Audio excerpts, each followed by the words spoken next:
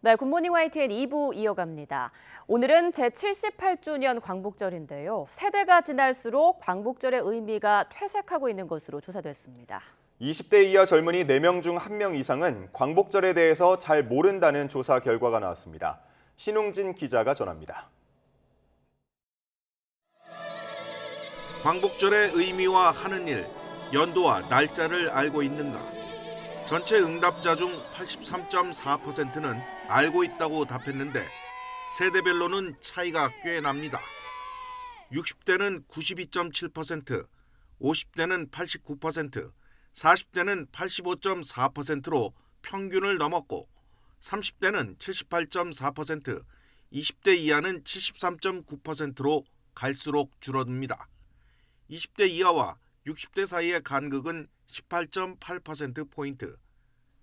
한일 관계에 개선이 필요하냐는 질문에는 44.9%가 그렇다고 했는데 역시 세대별 차이가 확연합니다. 60대는 57.8%, 50대는 49.5%로 평균보다 높았고 40대는 43.1%, 30대는 38.5%, 20대 이하는 36.4%로 역시 감소세를 보였습니다. 60대와 20대 이하의 차이는 21.4%포인트로 벌어졌습니다. 광복절 일본 여행에 대한 생각은 세대차가 크지 않았는데 전체적으로는 일본 여행 자체가 부정적이라는 답변이 19.9%, 광복절에는 가능한 피해야 한다가 50.6%로 가지 말아야 한다는 반응이 70.5%였으며 언제 어디를 가든 개인의 자유라는 답변은 29.5%로 나타났습니다. 이번 여론조사는 PMI가 지난 10일 전국의 만 15살에서 69살 남녀 3,000명을 대상으로 조사했으며 95% 신뢰 수준의 표본 오차는 플러스 마이너스 1.79%입니다. YTN 신웅진입니다. 광복절을 맞아 전국 각지에서 기념 행사가 펼쳐지고 있는데요. 이런 곳도 있습니다. 국내 대표적인 항일 의병장 묘역에 친일 인사 추모사가 새겨져 오랜 기간 논란이 일고 있습니다. 지환 기자입니다. 대한제국 말기 대표적인 의병장이 있습니다. 강원도에서 가장 큰 항일 의병을 이끌며 일본군과 100여 차례 전투를 치른 민긍호 의병장입니다. 광복절 하루 전 찾은 묘역, 웃자란 자프를 깎고 단장하고 있습니다. 전적비가 세워져 있고 묘역이 있는 원주에서는 매년 묘제를 봉행하고 있습니다. 하지만 오랫동안 손대지 못한 문제가 있습니다. 묘소 앞 충원탑입니다. 1954년 탑 건립에 관여하고 추모사를 새긴 사람은 당시 육군참모총장 정일권. 일본 육사를 졸업한 만주군 헌병대장 출신인데 추 국무총리까지 역임한 대표적인 친일파입니다. 친일 인명사전에 이름을 올리기도 했습니다. 세멘트 구조물인데 군사령부에서 군인들이 설치한 거예요. 처음에 거기를 할 때 우리 광복회에서는 친일을 배격하니까 좋지 않다고 보죠. 지역에서는 그간 추모탑 재건립 요구가 계속 있었습니다. 하지만 받아들여지지 않았고 결국 별도 안내판을 추가로 설치했습니다. 독립운동가와 친일파가 섞여 있는 굴곡진 역사, 안내판에 적힌 글귀입니다. 78주년 광복절을 맞아 정부는 카자흐스탄에 거주하는 민긍호 의병장 후손을 공식 초청했습니다. 항일 독립운동에 헌신한 선열과 그 후손에게 정부 차원 감사와 예우를 이어간다는 취지. 하지만 정작 한일 의병장은 친일 인사가 새긴 추모사 아래 수십 년째 누워 있습니다. YTN 지환입니다.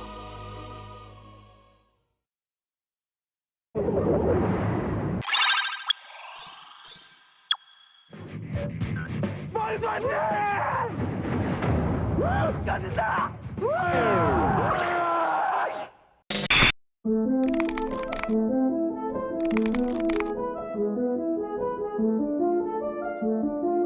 참여는 헌법과 법률에 규정된 절차고요. 대통령이 정치적 결단이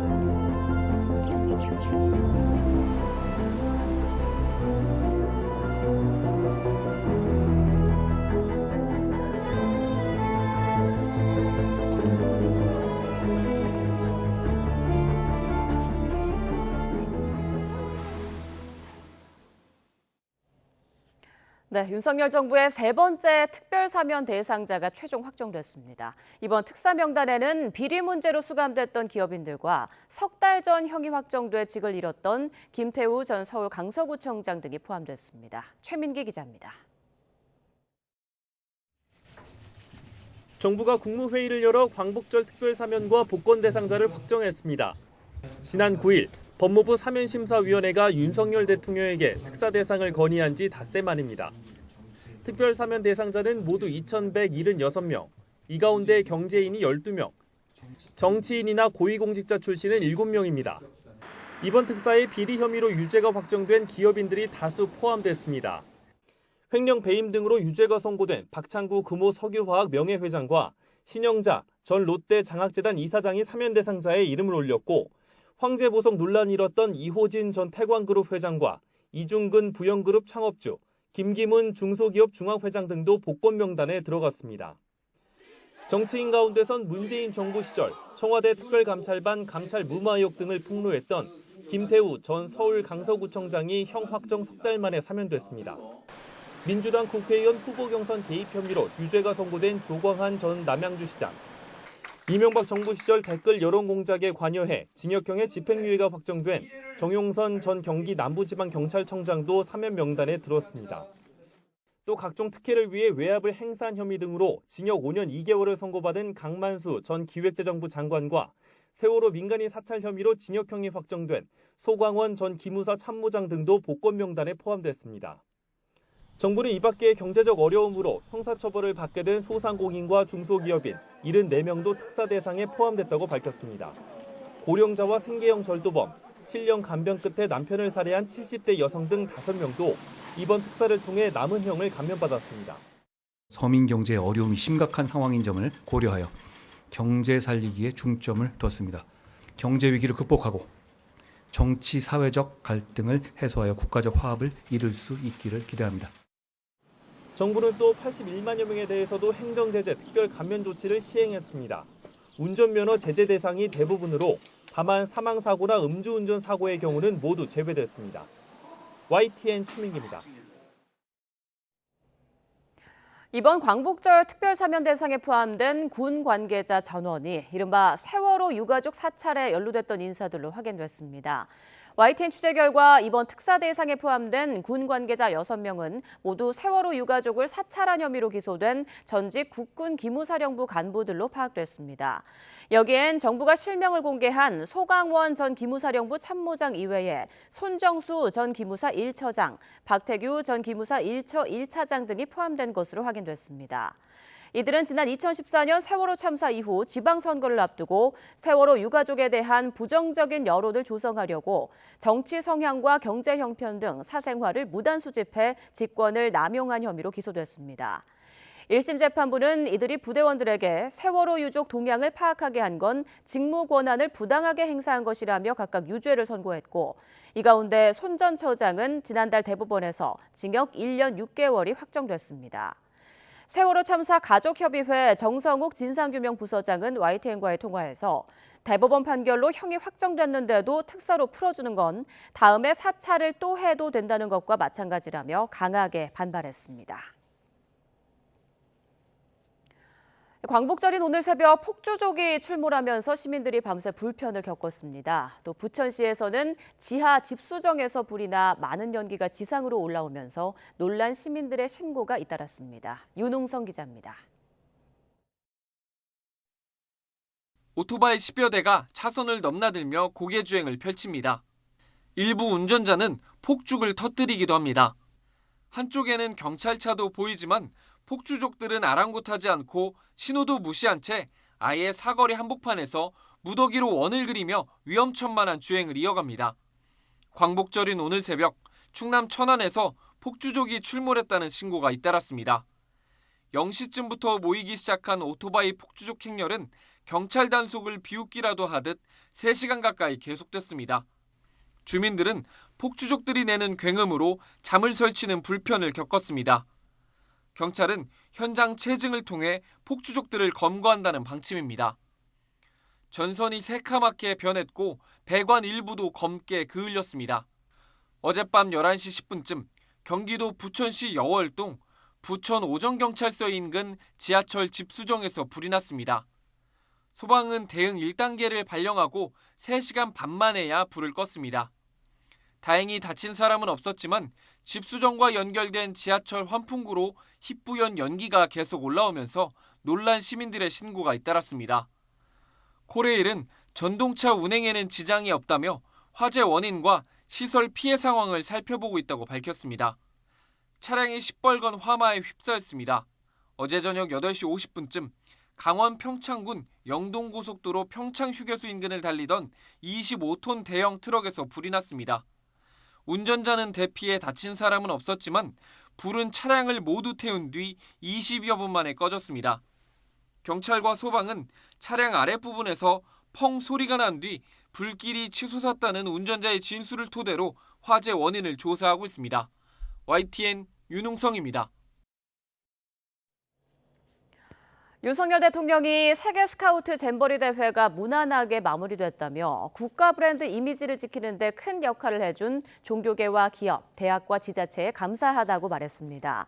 윤석열 대통령은 어제 수석 비서관 회의에서 경제의 대외 의존도가 세계에서 가장 높은 우리나라는 국가 브랜드 이미지가 무엇보다 중요하다며 이같이 강조했습니다. 문재인 전 대통령이 잼버리 파행 사태를 두고 윤석열 정부 책임론을 제기하자 대통령실이 하루 만에 적반하장이고 후안무치라고 반박했습니다. 잼버리로 다시 불거진 신구 정권의 충돌을 조은지 기자가 보도합니다. 세계 스카우트 잼버리 유치를 확정한 건 전임 정부였던 지난 2017년. 문재인 당시 대통령은 임기 내내 새만금의 전폭 지원을 약속했습니다. 정부와 도의 의지가 하나로 뭉쳐지면 새만금의 기회와 가능성이 현실 속의 번영으로 이어져 천년 전라북도의 새천년 미래를 열어갈 것입니다. 준비 기간만 6년. 하지만 펄펄 끓는 무더위 속 뻘밭 야영에 세계적인 축제는 좌충우돌. 중앙정부와 민간 기업까지 총동원되는 등 롤러코스터를 탔습니다.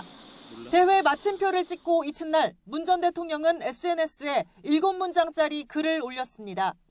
국격을 긍지를 잃었고 부끄러움은 국민 몫이 됐다면서 사람의 준비가 부족하니 하늘도 돕지 않았다고 적었습니다. 대회 유치 당시 대통령으로서 사과와 위로를 전한다고 했지만 잼버리를 불명예 실패로 규정하며 사실상 현 정부를 겨냥했습니다. 윤석열 대통령은 직접 대응하지 않은 채 국민과 참여 기업, 공무원 등에게 위로와 감사의 뜻을 전했습니다. 세계 스카우트 잼버리를 무난하게 마무리함으로써 국가 브랜드 이미지를 지키는데 큰 역할을 해준 종교계, 기업, 대학 및 여러 지방자치단체에 감사하고 대신 용산 참모들이 발끈하며 신구 정권의 갈등이 다시 불거졌습니다. 대통령실 핵심 관계자는 한 신문사설에서 적반하장, 후안무치라고 문 전 대통령의 글을 평가했다며 불편한 심기를 감추지 않았습니다. 다른 관계자들도 YTN에 사과를 가장한 정치 공세다, 잊히고 싶다더니 평가할 가치도 없다고 비판했습니다. 대통령실은 잼버리 책임 공방에 대해 소모적인 정쟁이 아니라 개선책을 도출하는 생산적인 과정이 돼야 한다고 강조했습니다. YTN 조은지입니다. 이런 가운데 감사원이 새만금 잼버리의 파행 운영 사태에 대한 대대적인 전방위 감사를 예고했습니다. 감사원 관계자는 YTN과의 통화에서 내부 준비를 마치는 대로 신속히 감사에 착수할 것이라며 잼버리와 관련된 모든 기관을 들여다볼 것이라고 밝혔습니다. 그러면서 언론 등에서 제기된 의혹을 빠짐없이 점검하기로 방침을 정했다고 덧붙였습니다.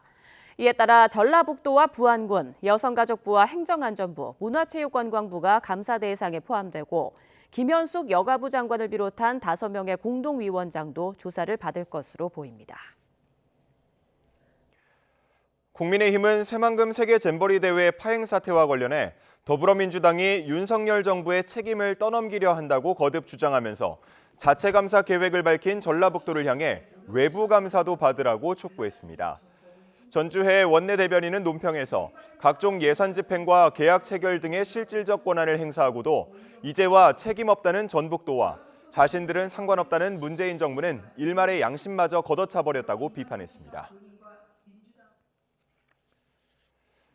더불어민주당 박광원 원내대표는 세계 스카우트 잼버리 대회 파행과 관련해 감사원을 동원해 본질을 흐리려는 시도는 포기하기 바란다며 국정조사를 할 필요성이 충분하다고 강조했습니다. 박 원내대표는 정부와 여당을 향해 최소한 현 정부에서 있었던 준비 부족에 대해 인정하기 바란다며 남탓만 하는 정부 여당의 모습이 잼버리 사태보다도 더 부끄럽다고 말했습니다. 여당 등 일각에서는 이번 잼버리 파행을 두고 개최지인 전라북도 책임론을 띄우고 있습니다. 이에 전라북도가 정부와 조직위, 지자체의 구체적인 업무 내용을 확인해보자며 전북도민과 새만금의 명예를 훼손하면 강경 대응하겠다는 입장을 냈습니다. 김민성 기자의 보도입니다. 김관영 전북지사는 기자간담회에서 잼버리가 결과적으로 유종의 미를 거두지 못했다며 먼저 머리를 숙였습니다. 개최지 도지사로서 책임을 통감하지 않을 수 없습니다. 마음의 상처를 입은 국민들께도 깊이 사과드립니다.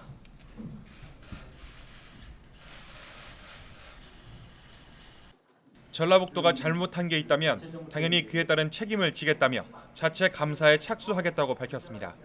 다만 여당을 중심으로 제기하는 전라북도 책임론에는 선을 그었습니다. 진실은 정부와 조직위, 지자체의 업무 분장과 구체적인 업무 수행 내용을 살펴보면 모든 게 밝혀질 것입니다. 김 지사는 그러면서 집행위원장이라는 직책명 때문에 조직위 안에서 자신의 권한이 컸던 것으로 오해를 받고 있다고 했습니다. 조직위원장이나 사무총장 등 조직위 내 핵심 보직자도 장관 등 여가부 쪽이었고 예산도 대부분 전라북도나 부안군이 아닌 조직위가 썼다는 겁니다. 여가부 장관의 승인을 받으면 그 예산은 조직위원회 사무국 사무총장의 지휘하에 대부분 집행이 되었습니다. 김 지사는 또 전라북도가 잼버리 대회를 이용해 수십조 원의 예산을 끌어왔다는 등 일각의 주장은 허위 사실이라며 묵과하지 않겠다고 밝혔습니다. 공항의 부실 문제를 얘기하면서 새만금 신공항만 얘기를 합니다. 지나친 전북에 대한 공격이고 새만금에 대한 공격이다 라고 생각을 하고, 중앙정부와 정치권에는 정파 싸움 대신 법과 절차에 따라 진실을 밝히는 일에 집중해달라고 촉구했습니다. 전라북도는 무책임한 정쟁을 멈춰달라고 촉구했습니다. 그러나 누구 하나 속 시원히 책임을 자처할 수 없는 민감한 상황에서 논란은 한동안 계속될 수밖에 없을 것으로 보입니다. YTN 김민성입니다. 대전소방본부는 퇴소하는 잼버리 대원들의 짐을 구급차로 옮겨준 것은 안전 예방 차원이었다고 해명했습니다. 대전 동구의 한 대학교 기숙사를 숙소로 사용해온 베트남 대원들이 퇴소하는 과정에서 좁은 도로로 버스가 300m 정도 떨어진 곳에 정차해 있었다며 당시 상황을 설명했습니다. 이어 행안부 직원이 짐을 옮겨줄 수 없는지 문의해와 현장에 있던 소방 공무원들끼리 협의가 진행됐고 14세에서 15살인 여학생들이 무거운 짐을 끌고 이동하는 것은 위험하다고 판단해 선의로 짐만 옮겨줬던 것이라고 설명했습니다. 지난 12일 온라인 커뮤니티에는 구급차로 잼버리 대원들의 짐을 옮기는 사진과 글이 게시되면서 논란이 일었습니다. 새만금 세계 스카우트 잼버리 공식 일정을 마친 대원들이 경북 경주와 안동을 돌며 우리 문화유산을 탐방합니다. 경상북도는 독일과 체코 등 참가자들이 오는 19일까지 경주와 안동에서 머물며 문화유산을 둘러볼 예정이라고 설명했습니다. 경상북도는 한국에 대한 좋은 기억을 남길 수 있도록 전통 문화를 체험할 수 있는 프로그램을 만들어 운영할 예정입니다.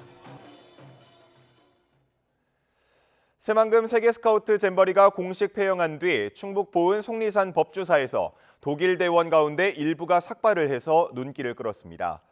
속리산 법주사에 따르면 지난 12일부터 이틀간 열린 템플스테이 행사에서 독일 스카우트 대원 40여 명 가운데 8명이 퇴소식을 앞두고 스님과 같은 삶을 살겠다며 머리를 삭발했습니다. 경북 고령에 있는 농장에서 키우던 암사자가 탈출하는 아찔한 소동이 있었습니다. 차로 5분 거리에 마을이 있어서 큰 피해가 우려되는 상황이었지만 1시간 만에 사살되면서 별다른 피해는 없었습니다. 김근우 기자입니다. 온통 철창으로 막힌 우리 안이 텅 비었습니다. 바닥에는 먹다 남은 고기가 나뒹굴고 곳곳에 누런 털이 남았습니다. 이곳에 살던 암사자 한 마리가 탈출했다는 신고가 접수된 건 아침 7시 20분쯤입니다. 관리인이 우리를 청소하려고 열었던 문이 제대로 잠기지 않으면서 그 틈으로 빠져나갔습니다. 우리를 탈출한 사자는 농장에서 불과 20m밖에 떨어지지 않은 이곳에서 1시간 정도 만에 사살됐습니다. 주변 민가로 도망치거나 숨어버릴 우려에 마취보다는 사살을 택했습니다. 마취종을 써야 되는데 그러면 또 이제 멀리 달아날 수도 있고 죽을 수 민가에 갈 수도 있으니까 사살을 하자 이런 결론을 저희들은 엽사들 확답을 받고 사살하게 되었습니다. 사자가 탈출했다는 소식에 고령군은 재난 문자를 보냈습니다. 황급히 대피했던 주민들은 아직도 놀란 가슴을 쓸어내립니다. 빨리 그 주민들 대피 좀 시켜달라 하더라고. 그리고 주민들 방송에 빨리 지금 나오지 말고 저 옛날에 키우는 건 알았지만은 이 다른 놈은 어떡하네 전부 다 놀라지. 사살된 사자는 환경부가 등록해 관리하고 있었고 지방환경청이 해마다 점검도 해왔습니다. 목장 주인은 1년 전 목장을 인수했는데 그때부터 사자가 있었고 처리하려고 했지만 여의치 않아 키웠다고 말했습니다. 그냥 있는 거니까 처리가 안 되니까 키우고 있었다. 그리고 저도 정리를 해보려고 하는데 법적으로 어떻게 처리할 방법이 없었다. 사자 사체는 고령군청에 인계됐고 환경청은 사육시설의 적정성 여부를 점검하고 있습니다. 또 경찰은 농장주와 관리인 등의 과실 여부를 조사하고 처벌할 근거가 있는지 법률 검토를 하고 있습니다. YTN 김근우입니다. 제7호 태풍 란은 광복절인 오늘 일본 오사카 부근에 상륙해 우리나라에는 영향을 주지 않을 것으로 보입니다. 허리케인에서 날짜 변경선을 넘어 태풍으로 바뀐 8호 태풍 도라는 서진하다가 소멸할 것으로 전망됩니다. 김민경 기자입니다. 중심 부근에 태풍의 눈이 뚜렷하게 발달한 7호 태풍 란의 모습입니다. 6호 태풍 카눈이 한반도로 방향을 트는데 영향을 준 뒤 본체는 일본을 향합니다. 태풍은 강한 세력을 유지한 채 광복절에 일본 오사카 부근으로 상륙할 전망입니다. 이후 일본을 관통한 뒤 동해까지 진출할 걸로 예측됐습니다. 우리나라는 제7호 태풍 란의 영향은 없겠지만 동해상에는 높은 파도와 함께 너울이 높게 일겠으니 해안가 안전사고에 각별히 주의하시기 바랍니다. 제8호 태풍 도라는 멕시코 부근 동태평양에서 지난 1일 오후 허리케인 도라로 발생했습니다. 하지만 후진을 거듭하더니 동경 180도, 날짜 변경선을 넘으며 8호 태풍 도라로 변한 겁니다. 열대저압부는 위치에 따라 이름이 붙여지는데 날짜 변경선 동쪽은 허리케인, 서쪽은 태풍, 남반구와 인도양, 지중해 부근은 사이클론입니다. 허리케인이 태풍으로 바뀐 건 8호 태풍 도라를 포함해 모두 20차례입니다. 먼 거리를 이동하는 만큼 우리나라 부근으로 오기 전에 대부분 소멸하지만 지난 2015년 7월에 발생한 12호 태풍 할롤라는 일본 규슈까지 올라와 우리나라에 영향을 주기도 했습니다. 기상청은 태풍 도라는 이번 주 중후반쯤 열대저압부로 약화해 소멸할 전망이라고 밝혔습니다. YTN 김민경입니다. 행정안전부가 제6호 태풍 카눈으로 피해를 본 6개 시도에 특별교부세 60억 원을 긴급 지원합니다. 지역별 시설 피해 규모와 주민 대피 규모 등을 종합적으로 고려해 대구, 강원, 부산, 경북, 경남, 충북 등 6곳을 지원합니다. 이번 특별교부세 지원은 태풍 피해를 본 시설물을 응급 복구하고 이재민을 구호하기 위해 지자체가 필요로 하는 재난수습 비용을 보조하기 위한 것입니다.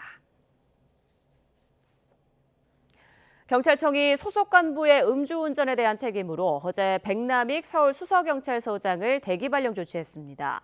앞서 수서경찰서 소속 A경감은 태풍 카눈으로 비상근무가 내려졌던 지난 10일 밤 11시쯤 음주운전 혐의로 입건됐습니다. A경감은 혈중 알코올 농도 면허 취소 수치인 0.1%를 넘는 만취 상태에서 운전을 하다 접촉사고를 낸 것으로 알려졌습니다. 전국 곳곳에 해수욕장과 계곡에 막바지 피서객이 몰리는 가운데 인명사고가 잇따르고 있습니다. 가장 큰 문제가 안전부주인데요. 구명조끼 착용은 기본이고 급류에 떠내려가는 물건을 무리하게 따라가지 말아야 합니다. 차유정 기자입니다. 소방대원들이 한 남성을 들것에 실어 무트로 빠져나옵니다. 지난 12일 물놀이하던 50대 남성이 심정지 상태로 구조됐지만 끝내 숨졌습니다. 이 남성은 튜브를 찾으러 물속에 들어갔다가 변을 당한 것으로 전해졌습니다. 지난 13일에는 50대 남성 2명이 해수욕장에서 물놀이하다가 숨졌는데 이들은 발견 당시 구명조끼를 입지 않은 상태였습니다. 태풍이 지나가고 막바지 휴가철이 되면서 물놀이 사고가 끊이질 않습니다. 최근 5년 동안 여름철에 발생한 물놀이 사고로 인한 사망자가 136명에 달합니다. 안전부주의가 가장 큰 문제였습니다. 물에 떠내려가는 물건을 잡으려고 하는 등의 부주의 사고가 가장 잦았습니다. 그 밖에 수영 미숙, 음주 수영이 뒤를 이었습니다. 사고가 자주 나는 장소는 하천과 계곡이었습니다. 계곡이나 하천 바닥은 굴곡이 심하고 갑자기 깊어지는 곳이 있을 수 있으니 조심해야 합니다. 물놀이하다가 튜브나 신발이 떠내려가도 잡으려고 무리하게 따라가면 안 됩니다. 저수지, 댐, 방파제에선 출입해선 안 되며 물놀이가 가능한 해수욕장에서도 이안류 발생을 확인하는 등 기본을 잘 지켜야 합니다. 간혹 가다가 물놀이 금지 구역에서 사고를 당하는 경우가 있는데요. 꼭 안전요원이 상주하는 물놀이 허가 구역에서 안전하게 물놀이를 즐겨주시길 부탁드립니다. 물에 빠진 사람을 발견하면 소리쳐 주변에 알려 신고하고 직접 뛰어들기보다는 주변 튜브나 스티로폼 등을 활용해 구조해야 합니다. YTN 차유정입니다.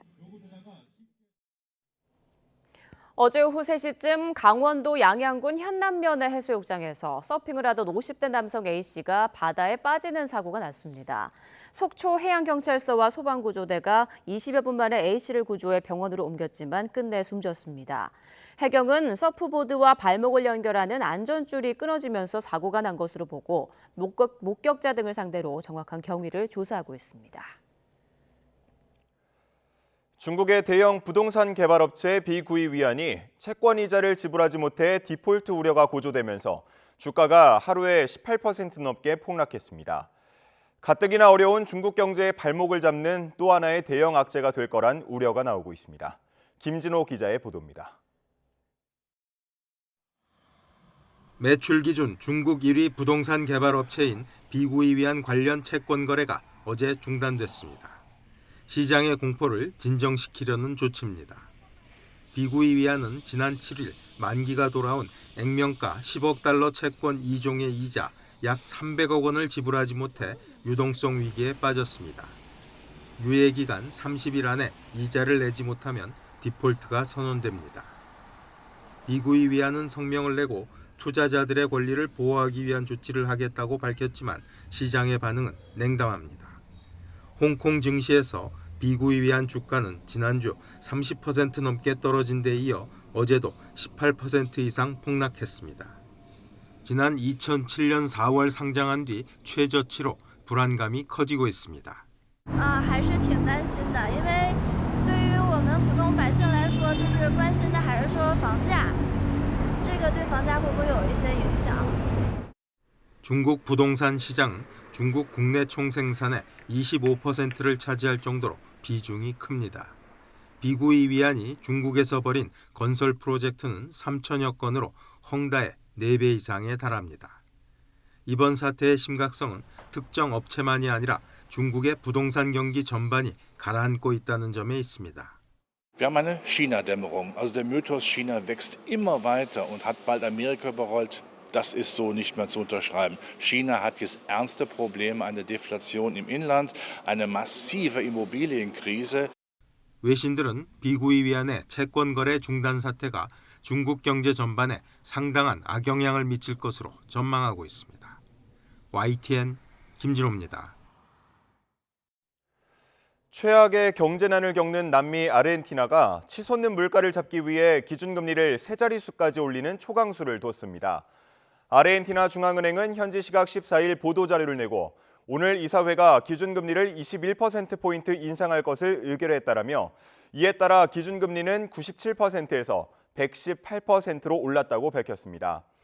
지난 1980에서 90년대 경제 대위기 이후 2000년대 들어 아르헨티나 기준금리가 100%를 넘긴 것은 이번이 처음입니다.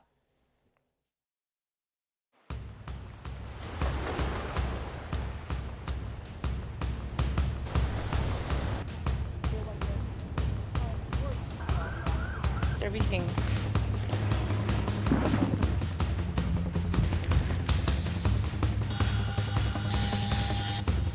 그 속에 갇혀 있는 분들도 계십니다. 불이 탄 곳은 그 중간 지역이고 그 지나서는 불이 안 탔기 때문에 그 뒤 동네에 살고 계신 분들은 나오지를 못하고 있어요. 통신도 안 되고 전기도 없고 물자도 받을 수 없기 때문에.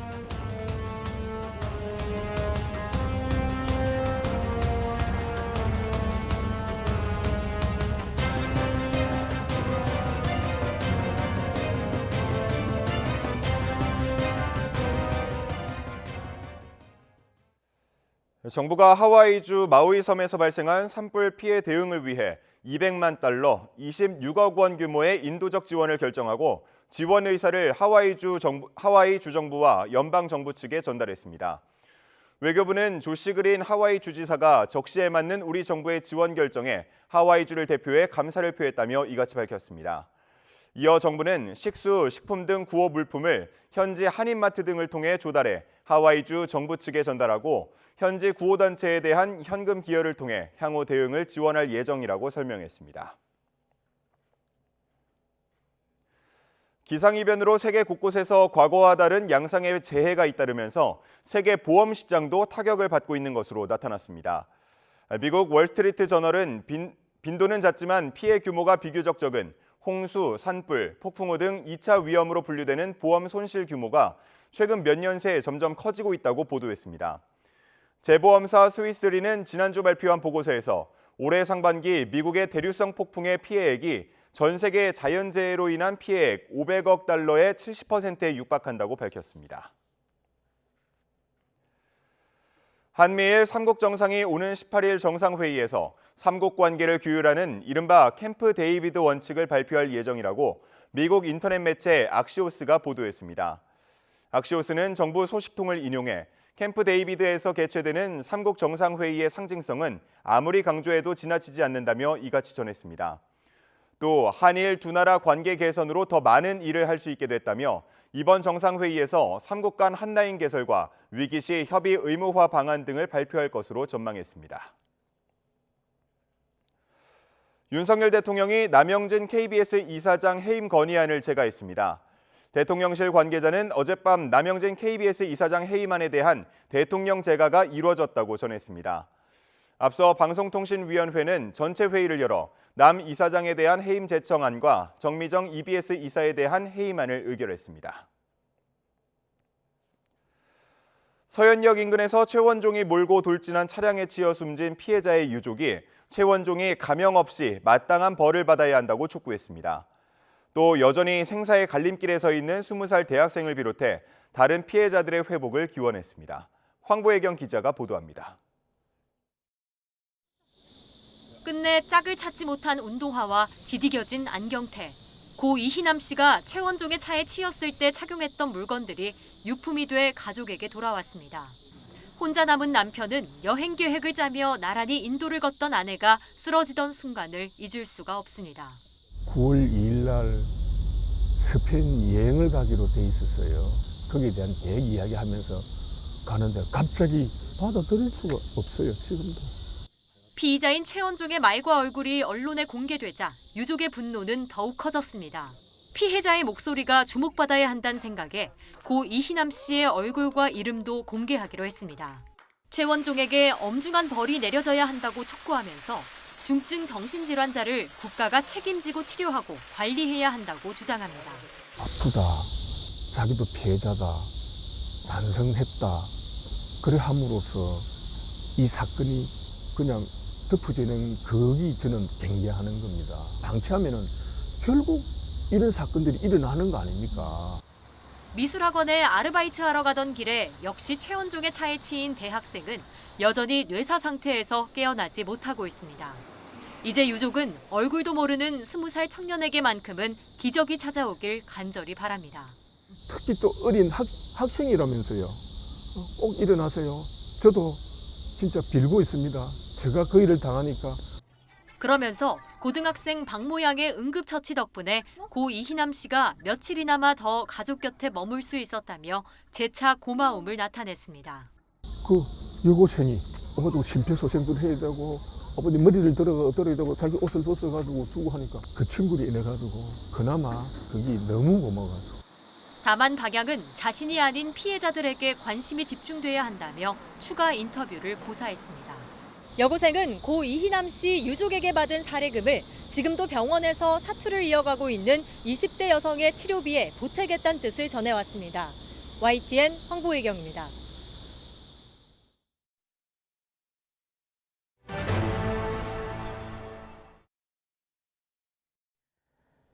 최근 태풍이 지난 밤하늘에서 별똥별 우주쇼가 펼쳐졌습니다. 3대 유성우 가운데 여름에만 볼 수 있는 페르세우스 유성우가 그 주인공인데요. 극대기는 지났지만 도심을 벗어난 지역에서는 앞으로 일주일 정도는 더 볼 수 있다고 합니다. 정혜윤 기자입니다. 태풍이 지나고 맑게 갠 여름 밤하늘. 반짝이는 별자리 사이로 긴 꼬리 별똥별이 빠르게 지나갑니다. 마치 어두운 밤을 밝히는 불꽃놀이를 보는 듯합니다. 은하수를 사이로 별똥별이 등장합니다. 10여 분 간격으로 빛을 발하며 밤하늘을 가로지르다 사라집니다. 3대 유성우 가운데 하나인 페르세우스 유성우가 만들어낸 여름밤의 우주쇼입니다.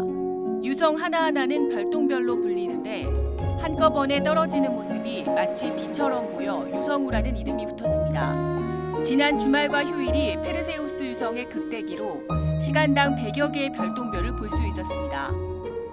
이번 주에는 극대기는 지났지만 앞으로 일주일 정도는 시간당 10여 개 정도의 별똥별을 더 볼 수 있을 전망입니다. 별똥별은 자정 이후 북동쪽 하늘 페르세우스 자리를 중심으로 하늘 전체에 걸쳐 떨어지므로 한 곳에 집중하지 말고 시선을 넓게 두고 바라보는 것이 좋습니다.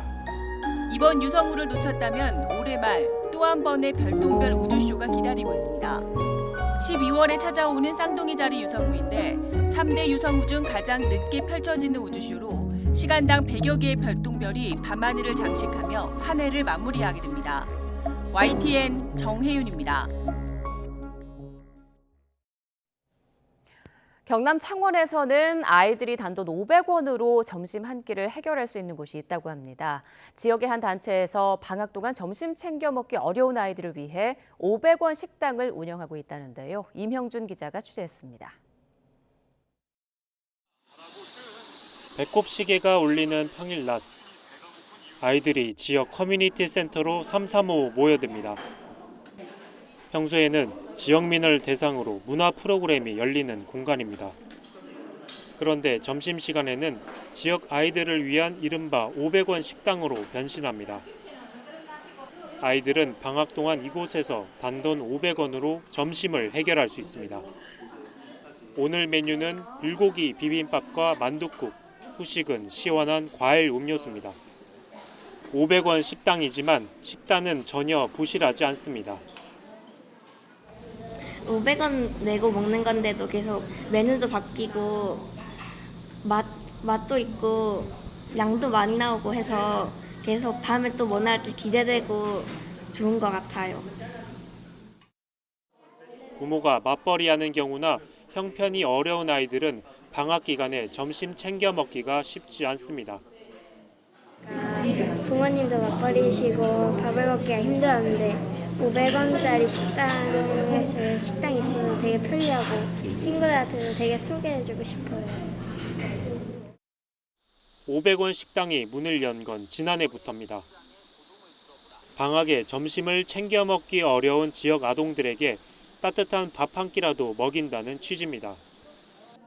그런데 올해에는 지자체의 사업 중단으로 예산 지원이 끊겨 초기에는 어려움을 겪었습니다. 다행히 지역 금융기관이 지원금을 냈고 주민들도 식재료나 후원금으로 십시일반 마음을 보탰습니다. 정육점에서는 고기, 돈가스 고기를 제공해 주셨고, 그다음에 중국집에서는 짜장 소스를 저희들한테 기부를 해주셔서 방학 때마다 계속 해주세요 이렇게 하는 청소년들이 많거든요. 그래도 여전히 안정적인 예산 확보가 불투명해 겨울방학에도 500원 식당이 운영될지는 미지수입니다. 학교 대부분 이제 2학기가 시작되지만 아이들은 벌써 겨울방학 끼니를 걱정하고 있습니다. YTN 임영준입니다. 인간의 개발과 기후변화 등으로 먹이사슬을 이루는 서식 환경이 파괴되면서 여러 주요 동물들이 멸종되거나 멸종 위기에 놓였습니다. 동시에 이를 극복하려는 노력도 부단하게 진행되고 있지만 쉽지만은 않은 상황입니다. 류재용 기자입니다. 자연보호구역의 야생 당나귀들이 때로 풀리고 있습니다. 앞서 이곳에 방목된 사슴들은 200여 마리로 늘었습니다. 먹이사슬 환경을 다시 만드는 프로젝트가 진행되는 덕분입니다. Бұқар бұғылары мекен еткен дейді. Ал енді бұқар бұғылардың тағы бір атауы бар. Ол тоғай бұғысы деп атап атады көбісі. Бұл бұғылар осы жерде мекен етіп, бостан. 이 보호구역에 올 마지막 주인공은 이미 멸종된 카스피 호랑이입니다. 과학자들은 친척인 시베리아 호랑이를 이용해 카스피 호랑이를 복원한 뒤 2025년부터 여기에 살게 하겠다는 계획입니다. 아프리카 케냐에서는 사자들을 위한 서식지를 지키는 문제가 쟁점으로 떠올랐습니다. 기후변화로 서식지가 망가지거나 사람들과의 영역 충돌로 사냥감이 되면서 개체수가 급속히 줄고 있기 때문입니다. It is estimated there are around 200,000 lions in Africa. Today, you could say in all of Africa, 20,000. In Kenya here, 2,500.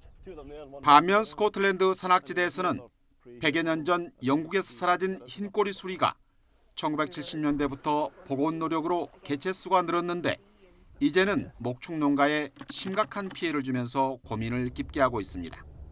The losses now are running at in excess of 300,000. Yeah. How viable is that? Not viable.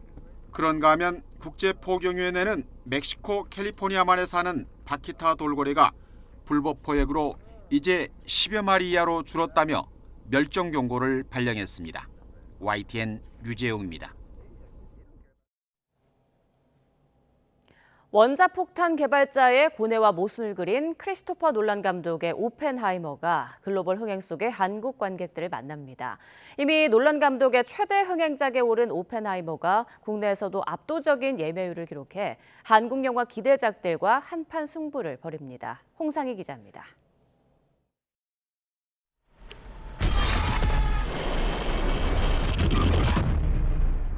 나치보다 먼저 원자폭탄을 만들기 위해 맨해튼 프로젝트에 뛰어든 독일계 유대인 물리학자 로버트 오펜하이머. 1945년 7월 인류 최초의 핵실험이 성공하고 미국은 히로시마와 나가사키에 원자폭탄을 투하해 제2차 세계대전은 끝이 납니다. 그러나 20만 명 이상의 희생자가 나오자 오펜하이머는 수소폭탄 개발에 반대하고 구소련의 스파이로 몰리며 정치적 희생양이 됩니다. 세상의 구원자이자 파괴자가 된 오펜하이머의 일생을 담은 크리스토퍼 놀란 감독의 작품이 국내 개봉합니다. There was a small but quantifiable possibility, just a slight chance, that in doing so they would set fire to the atmosphere and destroy the entire world. And yet they went ahead and pushed that button. And I wanted to take the audience into that room and be there for those kind of momentous decisions. 전 세계 70개국에서 개봉해 역대 가장 흥행한 2차 세계대전 영화에 올라섰고 CG 없이 구현한 폭발 장면과 흑백 IMAX 필름 최초 촬영으로 영화적 체험을 극대화했습니다. It's a truly essential cinematic immersive experience. What's extra special about this film is it's talking about the world. You know, it's really digging at what it means to be humans and our responsibility. You can make it. Keep going. 심해 탐사에 나선 사람들 앞에 최상위 포식자 메가로돈이 나타납니다. 거대한 촉수의 메가 옥토퍼스와 공룡 스네퍼까지 더 강력해진 고대 생물의 공격에 강철 다이버 조나스가 맞섭니다. 무더위를 통째로 삼킬 듯한 메가로돈이 5년 만에 후속작으로 돌아왔습니다. 시원한 바다를 배경으로 헐리우드 액션 스타 제이스 스타덤의 활약으로 여름 특수를 노렸습니다. YTN 홍상입니다.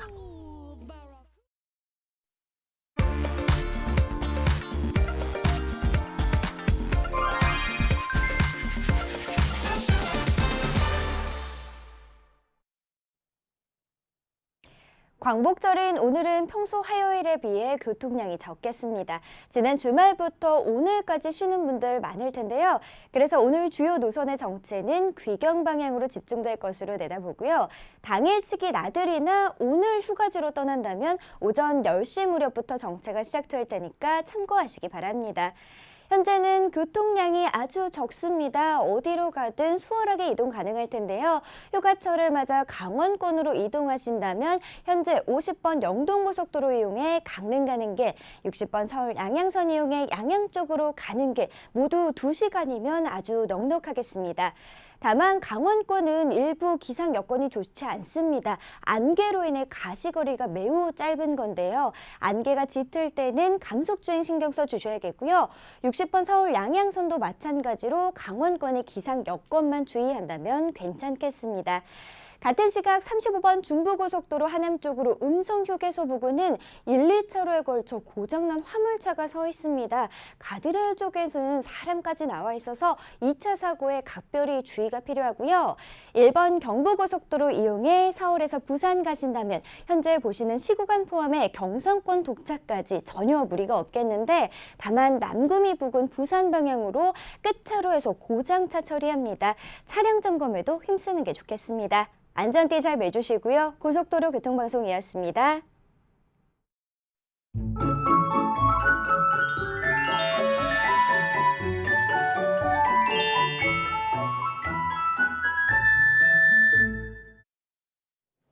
광복절인 오늘 찜통 더위에 대비를 단단히 해주셔야겠습니다. 현재 전국으로 폭염특보가 확대 강화된 상태인데요. 오늘 서울과 대구의 한낮 기온은 33도, 광주는 34도까지 오르겠습니다. 동풍이 부는 동해안 지역은 강릉 25도에 머물며 선선하겠습니다. 7호 태풍 라는 일본으로 향하지만 이 영향으로 동해안과 부산 등 경남 해안은 당분간 너울성 파도가 높게 일겠습니다. 만조 시간대에는 저지대 침수 위험성까지 있으니까요. 각별히 주의해 주셔야겠습니다. 오늘 전국 하늘 구름 많이 끼겠습니다. 전남 동부와 제주도는 대기 불안정으로 5에서 20mm의 소나기가 지나겠고요. 영남 동해안에는 바람이 강하게 불겠습니다. 밤사이 전남 해안과 제주도는 열대야가 나타났습니다. 목포 25.5도, 제주도 27도로 열대야 기준인 25도를 웃돌고 있습니다. 한낮 기온은 서울 33도, 대구 33도, 울산 30도까지 오르겠습니다. 내일과 모레도 더위 속에 곳곳에 소나기가 지나겠고요. 금요일에는 제주도에 비 소식이 들어있습니다. 지금까지 날씨 정보였습니다. 굿모닝 YTN 2부 마칩니다. 잠시 후 3부가 이어집니다. 함께해 주신 여러분 고맙습니다.